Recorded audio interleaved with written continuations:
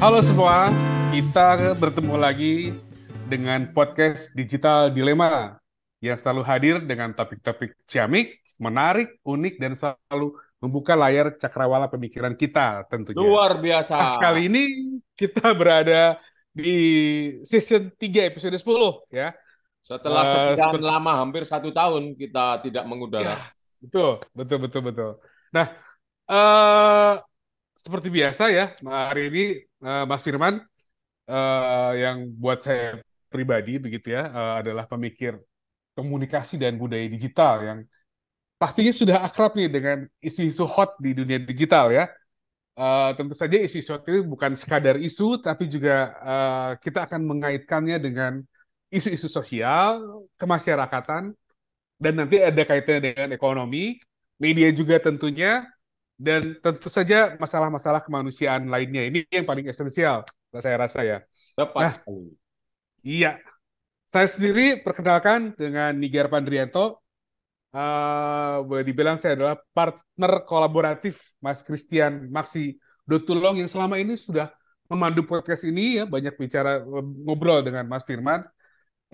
Dan saya seperti halnya Mas Maksi, saya juga akan mencoba mengajak semua nih pendengar podcast ini untuk sama-sama melayari pemikiran Mas Firman gitu ya, yang tentunya akan membawa kita apa ya, mengalir jauh ya, seperti lagunya Gesang begitu, mengalir jauh di dunia digital dengan segala isinya. Gitu ya, Mas Firman. Mantap sekali. Baiknya. Dan yang menarik kali ini adalah kita akan berbicara mengenai buku Digital Dilema 3. Nah, ini yang saya kira sudah ditunggu sejak tahun lalu oleh para apa ya, para akademisi, mereka yang selalu ingin mengetahui hal-hal yang paling baru mengenai dunia digital ya. Saya kira sudah ditunggu nih. Dan saya kira Mas Firman juga sudah menyiapkannya sejak lama gitu ya. Saya melihat di buku yang baru ini ada tulisan-tulisan sejak tahun 2022 hingga kalau tidak saya salah mencatat ada juga tulisan-tulisan yang dibuat sudah masuk di tahun 2023 ya. Betul sekali.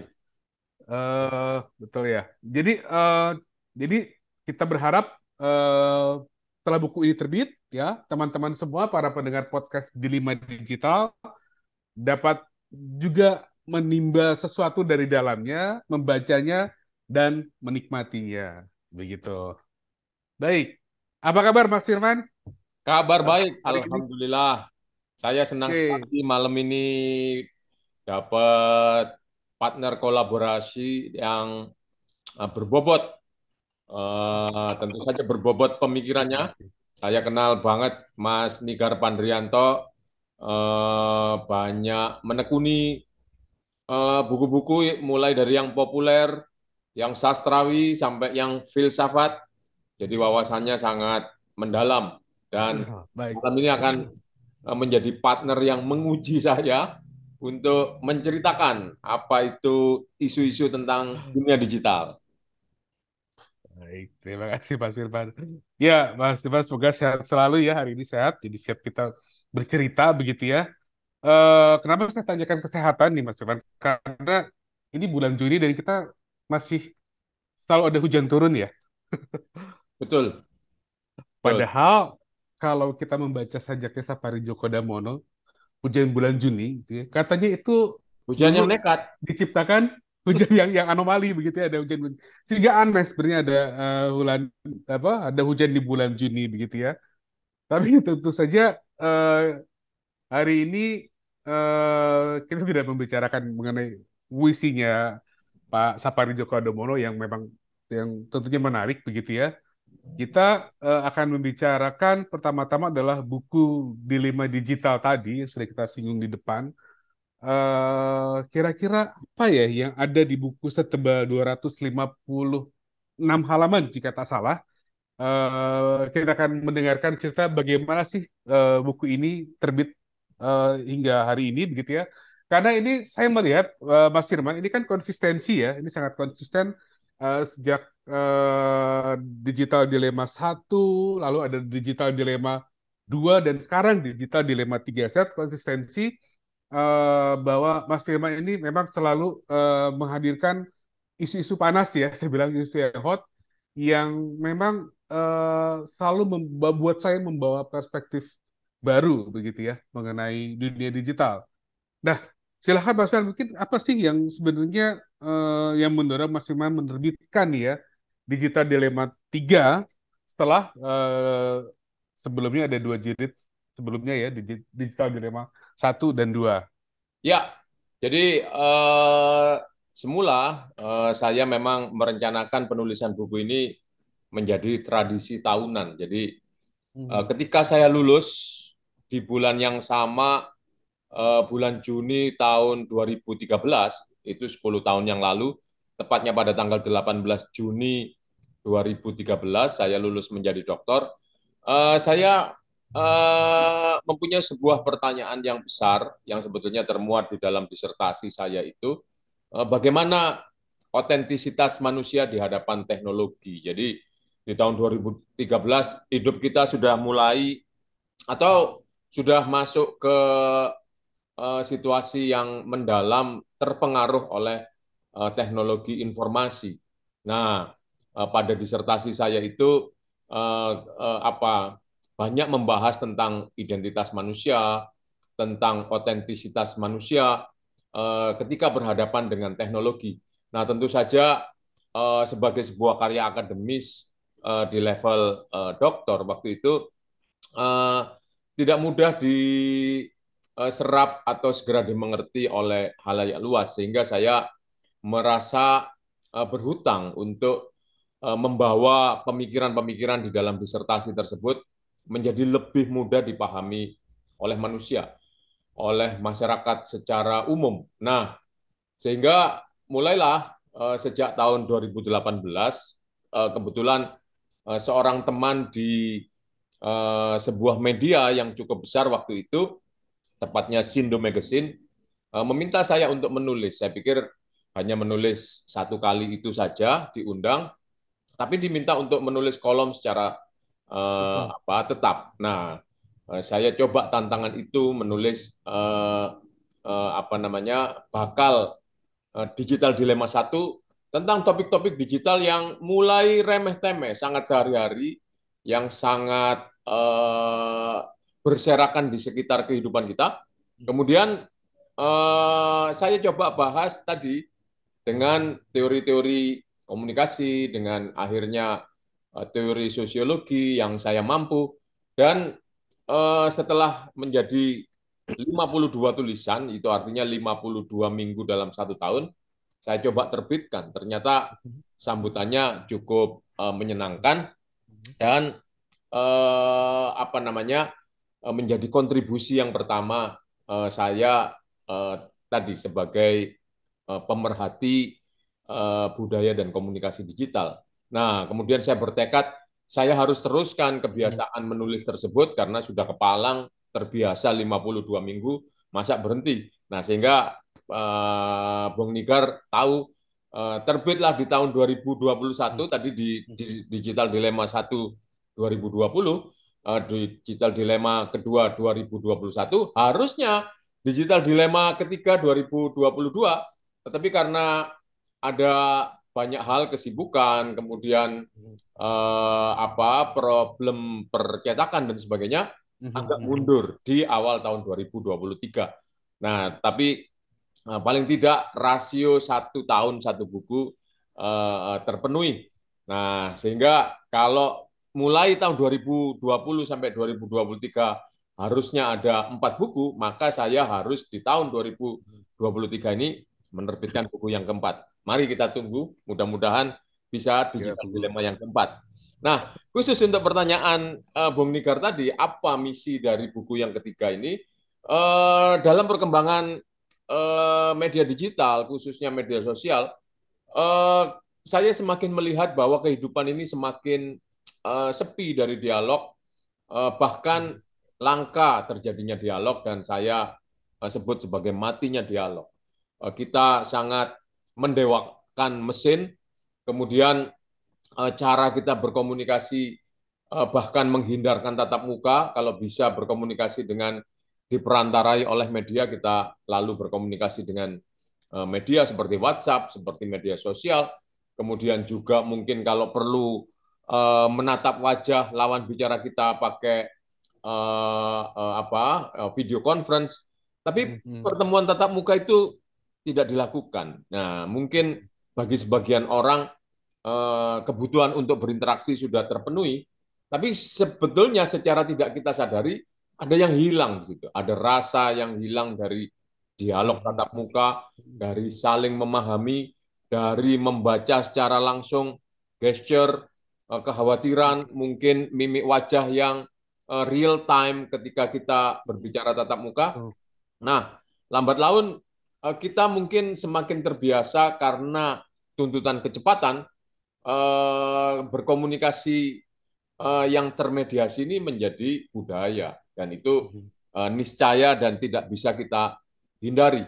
Tapi problemnya adalah kalau saya lihat dari gejala-gejala yang begitu masif, sebetulnya gejala-gejala ini receh dan mungkin sangat sehari-hari, sehingga kalau kita tarik ke level akademis bisa disebut tidak konseptual, tetapi ini kejadiannya masif. Misalnya peristiwa-peristiwa dengan mudahnya terjadi upload konten-konten yang tidak berkualitas, perkelahian, pertengkaran, sensasi, apa namanya, konten-konten yang uh, mengandalkan belas kasihan, menjual kemiskinan dan sebagainya, Mhm. itu Mhm. menjadi hal yang biasa. Nah, kemudian bagi saya, apakah ini tidak bahaya? Nah, kalau kalau anak media sosial hari ini Mhm. nggak bahaya, tak? Nah, ini yang Mhm. kemudian muncul di dalam pikiran saya, Iya, iya, apakah betul. ini hanya sekedar permukaan saja, gejala-gejala saja, apakah tidak mempengaruhi pemikiran? Nah, ternyata kalau kita lihat secara rasional bahwa medium-medium digital itu memaksa kita sebetulnya, akibat sifatnya yang biner 1001, semua Mhm. peristiwa itu yang penuh nuansa akhirnya dimampatkan di dalam dua kutub biner tadi. Kalau tidak lawan ya kawan, kalau tidak kami ya mereka, kalau tidak salah ya benar. Semuanya dipaksa untuk menjadi di dua kutub itu. Mhm. Sehingga kalau kita lihat implikasi berikutnya adalah terjadi kedangkalan cara berpikir terhadap sebuah peristiwa yang sebetulnya kompleks penuh kemungkinan, kita hanya dipaksa untuk segera berpendapat Mhm. itu benar atau salah. Anda ada di posisi mana? Mendukung atau menyalahkan peristiwa tersebut. Jadi cara berpikir halayak dipaksa untuk seperti itu. Itulah Mhm. latar belakang kenapa judulnya Matinya Dialog, dan juga Mhm. kalau di buku saya sebut ada 5 hipotesa yang mematikan dialog, tapi antara lain itu tadi, sifat dari teknologi ini yang biner memaksa kita untuk memasukkan nuansa yang begitu beragam menjadi hanya kalau tidak kawan lawan, mereka kita, benar salah,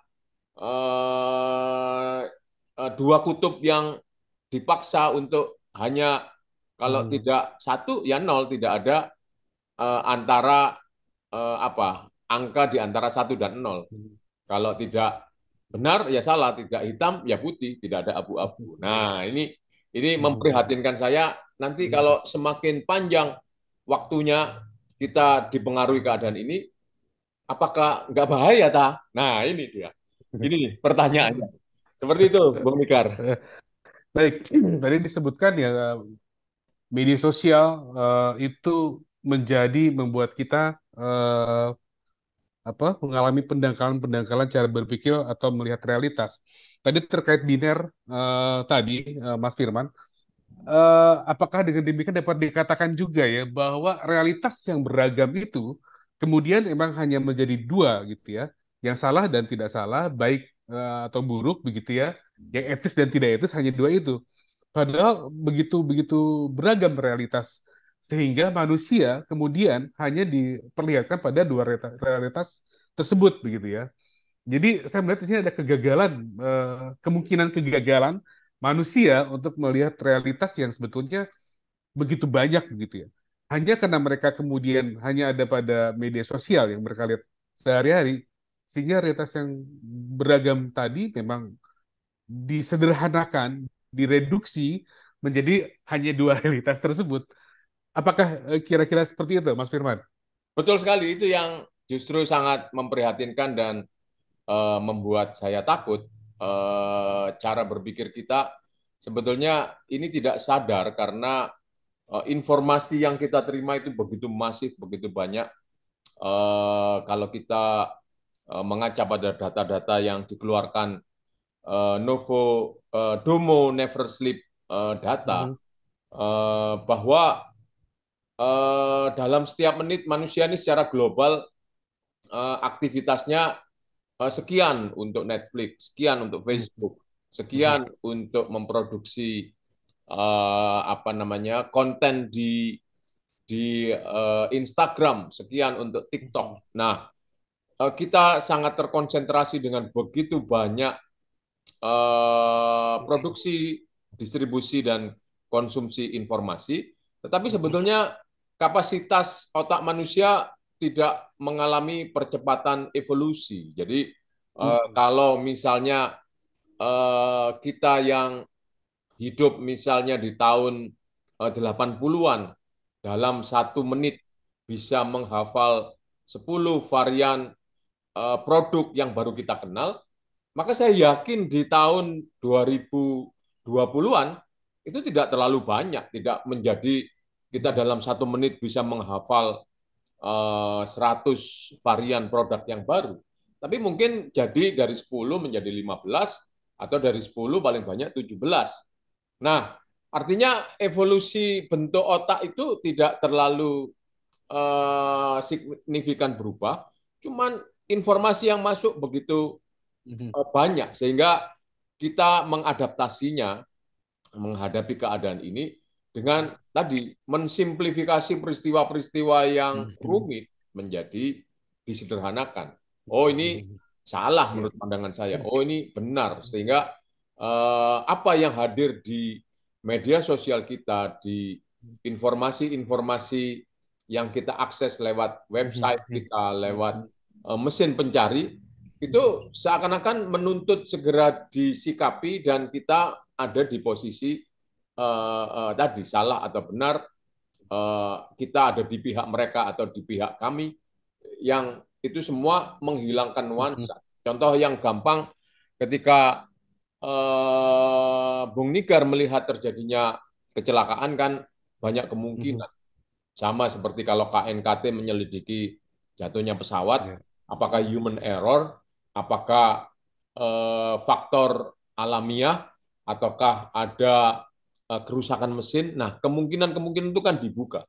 Tapi hari ini dengan Mhm, mhm. apa namanya relasi dengan digital itu, kita hanya melihat ini apa Ya. mobil lawan motor, pasti yang salah yang besar, nggak mungkin kan yang kecil berani melawan yang besar seperti itu. Jadi itu mungkin terbentuk. Demikian juga Ya. Mhm, ketika mereka yang berkuasa misalnya melakukan suatu tindakan, langsung kita mhm, menyalahkan tadi yang berkuasa dibanding mhm, yang mungkin tidak punya kuasa, pasti yang salah yang berkuasa. Nah, tidak melihat bagaimana peristiwa secara utuh, tidak bermaksud kita membela salah satu pihak, tapi mestinya ada waktu untuk melihat mhm, nuansa-nuansa di balik sebuah peristiwa. mhm, Nah, itu tidak, itu kita kehilangan itu semua, Bung Nika. mhm. Hilangnya waktu untuk refleksi ya, Mas Firman. Betul sekali. Nah, saya melihat ada ironisitas begitu ya.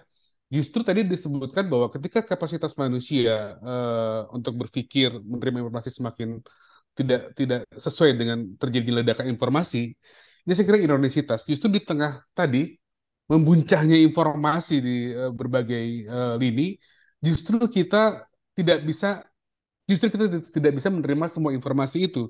Justru Betul. kita jangan-jangan mengalami disinformasi begitu ya. Betul. Seperti ayam yang mati di Lumbung lumbung tadi. padi gitu. Mungkin mungkin seperti itu gambarannya ya, Mas Firman ya. Betul sekali. Paradok informasi. Ya.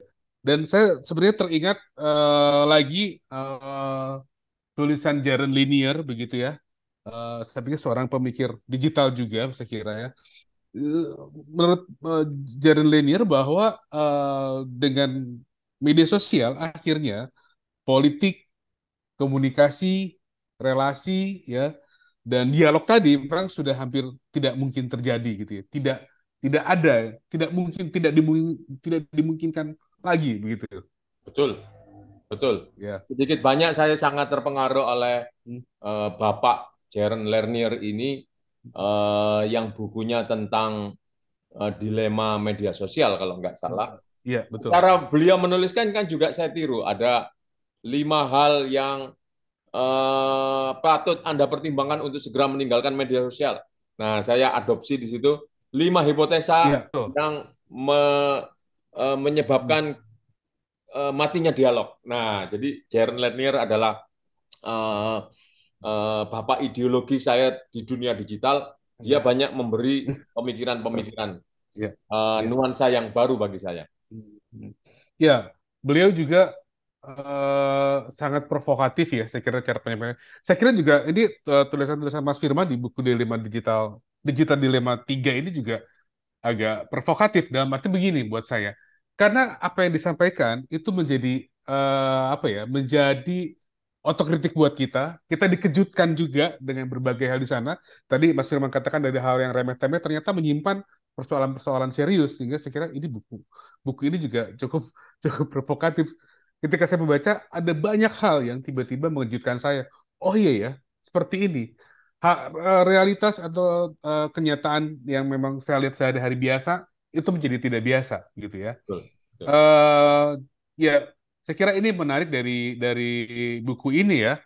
Eh, dan ini buku ini kan semacam saya juga melihatnya seperti assorted content ya. Begitu banyak yang disampaikan di sana sehingga kita bisa bisa melihat begitu banyak nuansa-nuansa komunikasi, nuansa-nuansa masalah-masalah digital yang saya kira buat saya menarik untuk di apa dinikmati lah gitu ya, untuk dibaca. Oke, Mudah-mudahan, Mas Firman, mudah-mudahan. ya, ya.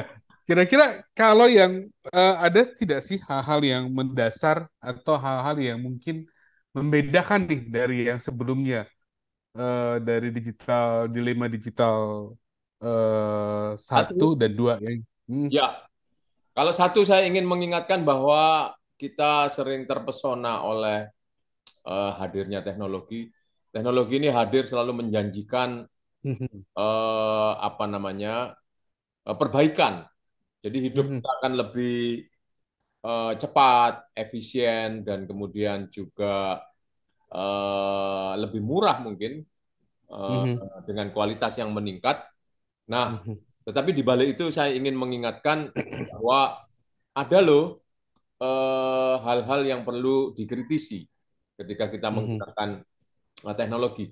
Di buku ke-1 saya banyak dipengaruhi oleh Malcolm Frank yang menulis tentang when machine do everything, ketika mesin melakukan segalanya. Dia menceritakan tentang 3 proses diterimanya teknologi di tengah kita. Yang pertama, tadi teknologi hadir dengan menjanjikan perbaikan, sehingga dengan janji itu teknologi disambut dengan toleran, dibiarkan hidup di tengah peradaban kita. Bahkan kita sangat akrab, teknologi ada di genggaman, bahkan mulai bangun tidur sampai tidur lagi kita ada di hadapan teknologi tersebut.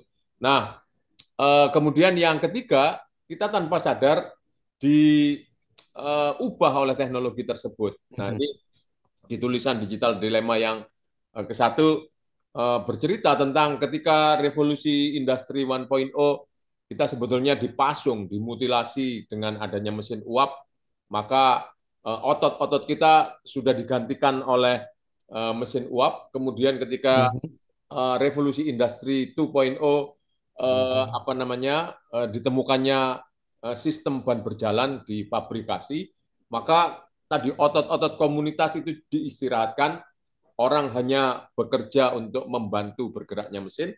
Kemudian dari otot di revolusi industri 3.0, penemuan komputer, yang digantikan sebetulnya adalah otak kita.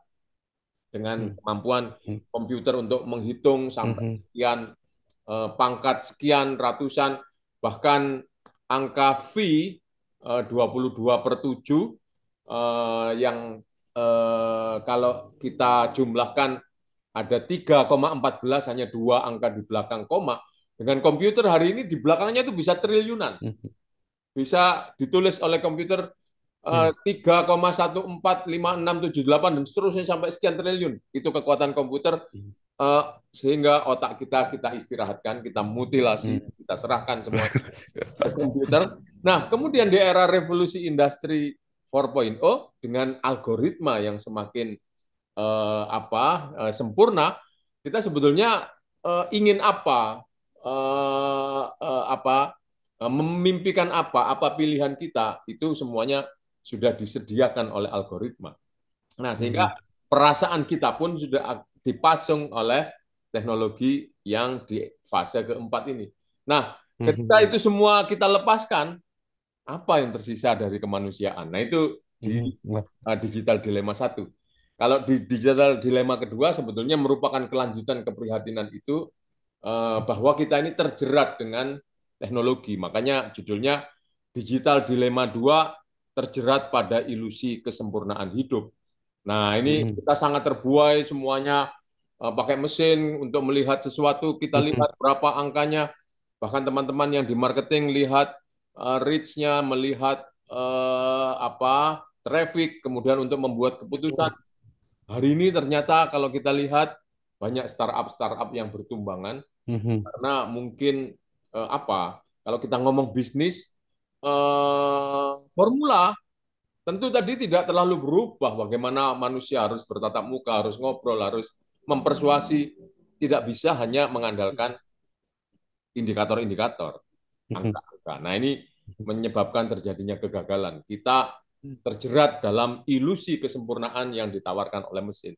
Nah, bahkan yang Hmm. ketiga yang menjadi lebih memprihatinkan, itu diselingi juga dengan matinya dialog. Kita nggak mau ngobrol lagi, tidak mau melihat Hmm. kemungkinan-kemungkinan, tidak bersedia bernegosiasi. Yang penting apa yang dikatakan oleh mesin. Nah, di pengantar tulisan saya, keadaan ini bisa diperbaiki ketika manusia berhenti untuk terlalu intensif menggantungkan hidup pada mesin, atau berhenti untuk bercita-cita menjadi mesin Hmm. sebelum terlambat. Nah, itu dari yang membedakan digital dilema Hmm. 1, 2, dan 3. Hmm. Oke, baik. Tapi memang kalau tadi Mas Firman menyinggung mengenai teknologi ya, saya kira ini juga menarik. Mungkin ini juga akan menjadi persoalan kita di masa depan, terusnya mengenai teknologi ya, yang selalu menghantui kita ya, selalu mengikuti kita ini persoalan teknologi dan efek-efek yang ditimbulkannya begitu. Nah, pertanyaan saya adalah Mas Firman, kira-kira apakah memang watak teknologi itu selalu begitu ya? Selalu menggeser kehidupan manusia, mengubah cara manusia berkomunikasi, preferensi manusia, tadi juga cara manusia berkomunikasi. Apakah memang wataknya seperti itu, gitu ya, teknologi? Ya, ketika tadi teknologi menawarkan kesempurnaan, menawarkan efisiensi, menawarkan kualitas, itu ada sebuah cara kerja kebiasaan yang Mhm. diubah. Nah, kalau kita Mhm. lihat dari sejarahnya tadi revolusi industri 1.0, manusia yang tadinya Mhm. senang bekerja di sawah, di hutan, di peternakan, Mhm. dengan menggunakan otot dirinya sendiri dan otot hewan-hewan sapi atau kuda, akhirnya digantikan oleh mesin. Mereka mulai Mhm. mengumpulkan experience, pengalaman. Hadirnya teknologi ini membuat Mhm. relasi antar manusia menjadi berubah. Relasi kegunaan manusia menjadi berubah. Nah, Mhm. Mhm. sehingga kalau kita lihat di setiap perubahan revolusi industri dan hari ini kita masuk ke era artificial intelligence, manusia kembali ditakutkan oleh keadaan-keadaan itu. Jangan-jangan kita semakin dengan sempurnanya teknologi, semakin tidak berguna manusia. Lalu apa Mhm. nasib kita? Tadi bukan hanya otentisitas yang dipertanyakan, tapi relevansi. Apakah manusia masih relevan dengan kehidupannya? Nah, itu yang menakutkan manusia. Padahal sebetulnya kalau kita lihat lebih lanjut, tidak seperti itu. Tidak selalu seperti itu. Itu Bung Nika. Ya. Jadi ini saya melihat ada ironisitas berikutnya nih ya. Manusia menciptakan teknologi, akhirnya dia juga yang mengalami ketakutan, gitu ya. Betul. Dengan berbagai hal tadi. Apalagi di buku Digital Dilemma 3 ini, Mas Ilham menuliskan satu satu tulisan yang saya kira cukup provokatif ya, saya bilang tadi. Mesin yang cerdas, seteru atau kawan di masa depan. Nah, ini jadi menarik dikaitkan dengan bahwa manusia memang pada dasarnya serba tertentukan oleh lingkungannya, gitu ya. Dia rentan untuk diubah, digeser, gitu ya. Sehingga eh, saya melihatnya ada otonomi manusia yang hilang, begitu. Dia yang seharusnya bisa menentukan dirinya, sekarang dia ditentukan oleh teknologi, begitu. Betul. Bagaimana pasti melihat hal ini? Ya, jadi ini terpengaruh oleh tulisan seorang profesor matematika yang menguraikan sebetulnya dia memulai tulisannya dengan apa itu matematika dan apa hakikat matematika itu. Seringkali matematika itu apa namanya eh, disederhanakan sebagai kemampuan berhitung. Tapi ternyata yang namanya otak matematikanya manusia itu sangat luas, kemampuan untuk Mhm, memprediksi, kemampuan untuk memvalidasi, kemampuan untuk mhm, merepresentasi. Jadi sebetulnya angka-angka di matematika itu kan representasi dari kehidupan, bagaimana alam semesta ini bisa teratur karena ada representasi dari atau penerapan dari kekuatan-kekuatan alam yang sangat matematis sehingga sangat teratur, sangat rapi, tidak bertabrakan. Nah, mhm, dari situ kemudian apa? Ketika juga mesin-mesin teknologi itu tentu saja diciptakan dengan perhitungan-perhitungan yang akurat, mhm, yang kemudian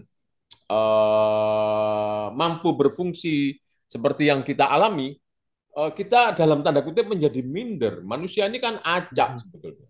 mhm, Sedangkan tadi mesin berbasis matematis. Nah, kemudian di situ patutkah kita khawatir, takut dengan mesin-mesin yang begitu teratur, yang sangat matematis tadi?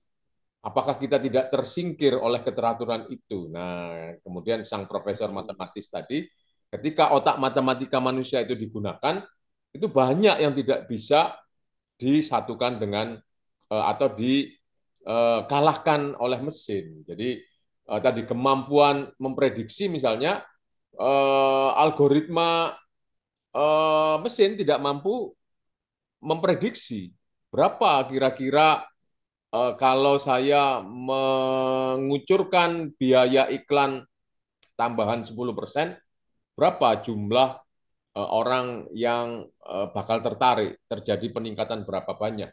Mungkin secara matematis ada bersamaannya, tapi begitu ada di prakteknya tidak selalu seperti itu, karena manusia adalah makhluk yang berkesadaran. Bukunya Tasim Taleb kan juga seperti itu. Ketika semua indikator di pasar saham sudah dihitung, tapi ada satu hal yang terbawa oleh watak manusia yang tiba-tiba ingin mengubah keteraturan, dan itu merupakan otonominya mhm, manusia. mhm, Pasar saham jadi runtuh. Itu mungkin bisa Bung Nigar baca di Black Swan. Jadi mhm, justru manusia itu unggul karena ketidakpastiannya. Nah, itu tidak bisa diprediksi oleh mesin. Kalau mesin sudah bisa memastikan segala hal, kan kita bisa membeli satu mesin untuk memprediksi saham saya ini akan saya jual atau saya pertahankan. Saya membeli saham mhm, tertentu atau saya biarin. Tapi kan tidak ada satu mesin mhm, pun yang bisa memastikan itu valid 100%. Nah, sehingga prediksi ditambah kemampuan mesin memvalidasi, kalau memvalidasi itu memang keahliannya mesin. Kita seperti keluar dari area parkir kan, tiket kita scan, dia validasi mhm, tepat. mhm, Anda tadi masuk jam berapa, keluar jam berapa, sehingga harus membayar berapa, tidak akan meleset seperti itu. Mhm. Nah, sehingga dalam posisi apakah seteru atau kawan, mesin adalah kawan kita, menyempurnakan kemampuan-kemampuan manusia. Jadi jangan khawatir, selama kita kenal apa itu Mhm. mesin dan apa filosofi di baliknya. Mhm. Ya, menarik tadi mengenai manusia acak ya. Jadi manusia menciptakan mesin yang justru tidak bisa menjawab, melihat mengenai manusia yang serba acak ini ya. Jadi ini ada ironis mesin yang lain. Dia diciptakan untuk bisa menjawab berbagai hal berdasarkan algoritma tentunya, Betul. tapi juga dia gagal untuk menjawab manusia yang unik itu yang serba acak tadi begitu ya. Oke, Prof tadi juga menyinggung mengenai saya catat di sini mengenai kesadaran ya. Nah, aduh ini kalau kesadaran ini menarik juga kesadaran nih manusia yang sadar gitu ya. Nah, kalau tadi manusia memang serba tertentukan oleh mesin begitu ya, yang berdampingan hidup dengannya. Apakah memang perlu ada ya di proyek penyadaran begitu ya, bahwa apalah mungkin proyek atau apa bahwa manusia harus disadarkan bahwa ini adalah sesuatu yang dapat menimbulkan chaos dalam kehidupan manusia itu sendiri gitu ya. Mesin yang menggoda gitu ya, yang dalihnya adalah membuat hidup manusia lebih baik, lebih mudah dan lebih efektif gitu ya. Justru pada secara filosofis dia memang memang mengalami ketidaksadaran bahwa dia sedang sedang mengalami chaos tadi, Prof. Betul, betul. Ya. Jadi ya paling tidak eh, banyak ilmuwan, banyak para Hmm. filosof, banyak ahli teknologi yang mengajak manusia, oke, bahwa Hmm. mesin ini semakin sempurna, bahwa kemampuannya berlipat-lipat semakin tinggi. Tapi itu semua bisa dikalahkan oleh kekritisan manusia. Jadi Hmm. Ya. ketika manusia itu kritis, yaitu tadi menggunakan Hmm. kesadarannya, melihat pola kerja, dan termasuk apa Hmm. kelemahan dari keteraturan mesin ini, dia akan Hmm. berkuasa di situ. Hmm. Jadi Jadi ketika kita sesun Aha. ingin memposisikan mesin ini sebagai pembantu manusia Mhm. ataukah manusia yang membantu mesin, hanya daya kritis yang mampu meletakkan manusia tetap memimpin mesin. Mhm. Ya, jadi mungkin jadi mungkin ketakutan manusia hari ini juga agak berlebihan ya, karena manusia sebagai yang punya otonomi terhadap dirinya juga sebetulnya bisa mengontrol ya sejauh mana Harusnya, dia harus ya kalau tadi kita bicara mengenai mesin cerdas tadi dia bisa mengontrol sejauh mana sebenarnya saya harus bergantung kepada mesin ini gitu ya. betul, Eh, tapi saya menarik ini Mas Firman beberapa hari lalu ada diskusi ya mengenai bahwa ada teknologi yang ditinggalkan karena tidak lagi relevan dengan tidak cocok dengan manusia begitu ya.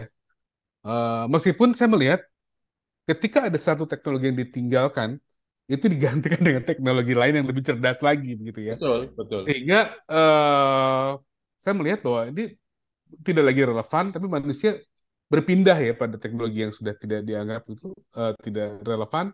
Dia pindah pada teknologi baru yang menurut manusia itu lebih membuat hidup dia lebih baik, lebih apa, lebih kalau ada FOMO begitu ya, mereka bisa bisa gaul kok. Mereka juga bisa gitu ya, seperti orang lain atau seperti orang kebanyakan begitu dengan mengadopsi teknologi tersebut gitu. betul, betul sekali. Jadi Ya. kalau kita Hmm. ingat tadinya kita kan berkomunikasi dengan tatap muka, kemudian karena ingin mampu berkomunikasi tanpa terhalang oleh jarak, diciptakanlah telepon. Tapi dengan Hmm. Hmm. adanya telepon, memang apa namanya konten bisa sampai. Hmm. Hmm. Walaupun di situ ada kelemahan mungkin perasaan, mimik muka, gesture tidak tertangkap. Kemudian karena itu merupakan keterbatasan, diciptakanlah perangkat telekonferensi sehingga atau Hmm. video conference sehingga tadi yang hilang apa Ya. namanya hadir kembali mimik Hmm. muka, intonasi dan sebagainya terlihat jelas. Tapi kalau dibandingkan dengan komunikasi yang tatap muka, tentu saja apa namanya tadi kita bisa berbicara dalam jarak yang jauh, tapi mungkin Mhm. keintiman hilang. Nah, di situ Mhm. tidak Mhm. sepenuhnya bisa apa namanya diperoleh. Jadi pada saat teknologi itu disempurnakan, ada yang menjadi tidak relevan, ada yang Mhm. menjadi ditingkatkan kalau Mhm. menggunakan terminologinya eh, nail postman, ada trade Mhm. off, ada tuker-tukeran. Mhm. Nah, hal Ya. yang juga menjadi tuker-tukeran adalah ketika teknologi huruf ditemukan, maka begitu banyak kata-kata yang bisa dibekukan di dalam sebuah tulisan, sebuah buku, Mhm. sebuah kitab. Tapi kemudian yang hilang adalah kemampuan kita mengingat-ingat. Tadinya pengetahuan kita turunkan secara kepada Mhm. pewaris secara lisan, akhirnya Mhm. kita ganti dengan tulisan. Nah, kita kan tidak perlu lagi mengingat-ingat apa yang harus saya sampaikan kepada anak keturunan saya. Mhm. Tahu semua sudah ada kitabnya. Nah, itu trade off-nya seperti itu. Kemudian ketika buku digantikan oleh televisi atau layar yang bisa Mhm. memvisualisasikan apa yang tertulis, nah, di situ semua hal bisa kita lihat secara visual, tergambar dengan mudah. Mhm. Bagaimana misalnya peristiwa fotosintesa. Tapi kemudian theater of mind kita kan jadi Mhm. dangkal, tumpul. Seperti apa ya? Oh, semuanya sudah tergambar di sana. Nah, sehingga hari ini ketika memori secara teknologi itu semakin besar, 1 tera, 2 tera bisa disimpan di dalam saku kita. Sementara 2 tera, 3 tera di mungkin 50 atau 70 tahun yang lalu membutuhkan sebuah gedung yang demikian besar. Mhm. Nah, implikasinya adalah semua ingatan kita kita simpan di dalam perangkat memori itu. Sehingga kita tidak Mhm. mengingat-ingat tadi, kita memutilasi penggunaan pikiran kita.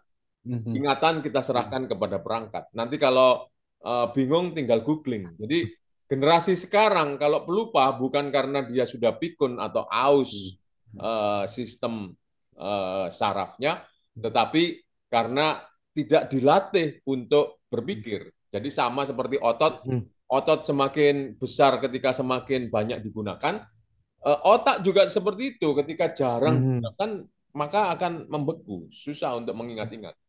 Jadi hati-hati teman-teman yang Mhm. apa namanya sangat bergantung pada Google, sangat bergantung pada mesin mencari. Siapa ya nama apa namanya ahli marketing? Oh, kalau kita yang orang zaman dulu David Acker atau Philip Kotler itu dengan cepat. Mhm. Tapi mereka yang generasi yang sekarang mungkin siapa ya? Lupa, tinggal Mhm. googling dan keluar. Banyak pilihan. Nah, tetapi sebetulnya di situ otak kita tidak Mhm. difungsikan dengan Mhm. optimal. Seperti itu, Mas. Ya, Ada trade off harus hati-hati. di Harus, perkembangan teknologi. ya, harus berhati-hati juga nih kita yang sekarang juga harus apa banyak berinteraksi dengan media digital ya yang semua informasi ada di sana just a touch away gitu bisa memperoleh banyak bergiga-giga bytes ya jutaan gigabytes ya triliunan gigabytes yang kita bisa peroleh. Tapi Mas Firman ini juga saya kira eh, mengenai teknologi ya, saya melihat juga ini menyinggung masih tadi tulisan yang mengenai mesin cerdas. Saya melihat juga ada nuansa kapitalistiknya ya dari teknologi sehingga mereka diciptakan bukan semata-mata memang untuk memudahkan manusia, tapi juga ini seperti barang jualan yang mereka kan sesuatu yang inovatif, tapi pada intinya kita harus terus berjualan nih. Perusahaan kita harus hidup terus. Apple misalnya harus ada inovasi baru, harus ada fitur-fitur baru di handphonenya, sehingga ini barang jualan gitu. Jadi bukan lagi Betul. produk produk untuk kesejahteraan peradaban dan keberbudayaan begitu ya, tapi juga ini jualan begitu. Jadi memang ada nuansa nuansa seperti itu saya melihatnya seperti itu Mas Firman. Ya, betul sekali kalau kita lihat mulai mungkin Bung Nigar menggunakan Hmm. produk-produknya Microsoft, alat tulisnya mulai Hmm. Windows ya, Windows Iya. 1, Windows apa namanya sekarang Windows 10, kemudian Windows 11 terus naik. Dan Hmm. ketika kita tidak bersedia mengupdate, pada suatu saat akan berhenti, tidak bisa melayani kita. Itu kan artinya teknologi memang tadi nuansa kapitalistiknya membuat kita terus bergantung. Ketika kita tidak mau mengkonsumsi, ya sudahlah, buat saya nih sudah cukup seperti ini.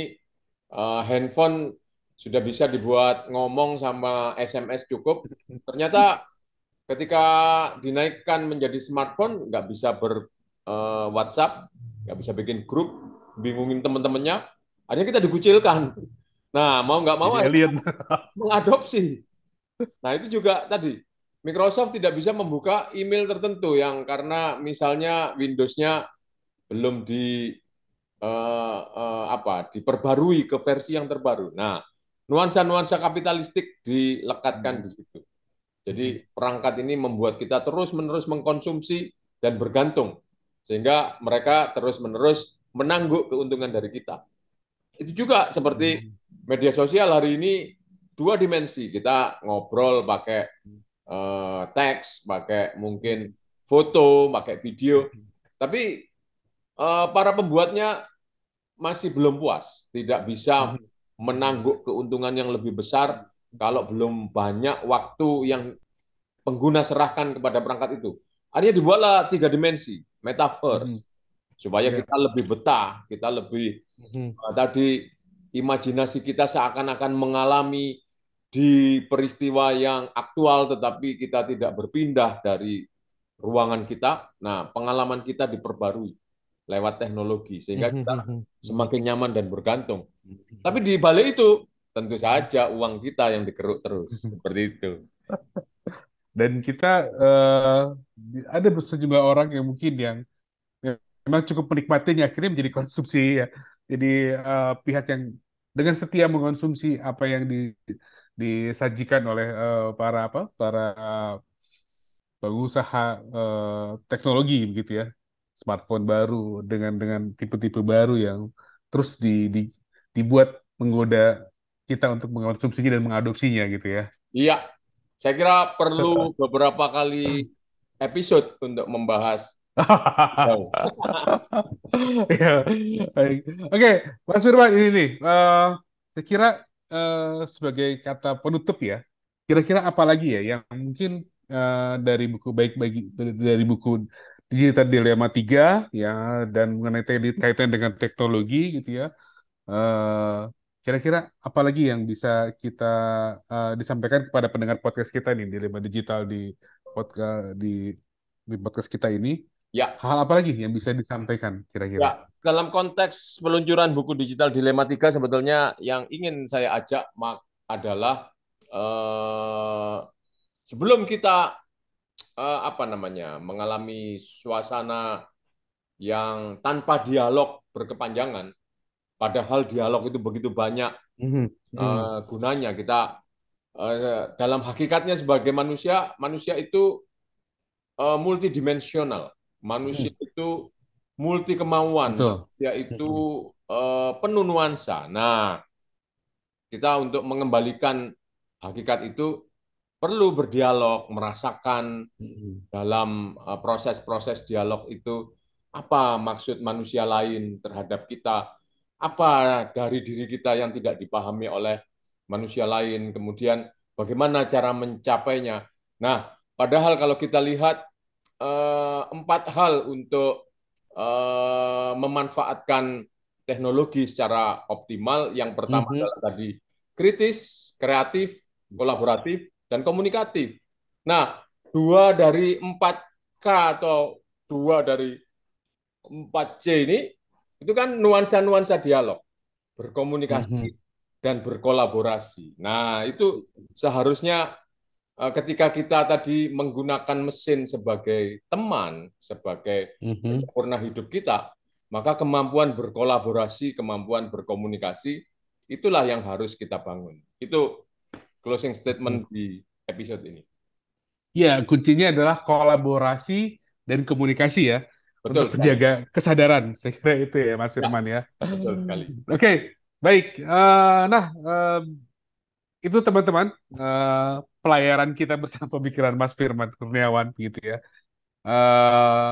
Bagi teman-teman dan para sahabat Digital Dilema, Silahkan share podcast ini, boleh subscribe, boleh juga memberikan tanggapan nanti ya kalau kita ada di kanal YouTube, di kanal YouTube Dilema Digital. Tentunya agar kita teman-teman bisa berinteraksi dengan kita, dengan kami di sini, dan tentunya akan semakin banyak apa namanya bahan yang bisa kita bicarakan jika kita ada insight dari teman-teman. Baik, teman-teman, terima kasih Pak Mas Firman atas hari ini yang Terima kasih sangat Bung Negar. apa Terima ya, kasih yang para sangat pemirsa. inspiratif ya. Jadi sampai jumpa lagi di podcast Digital Dilema berikutnya. Sampai ketemu lagi. Salam.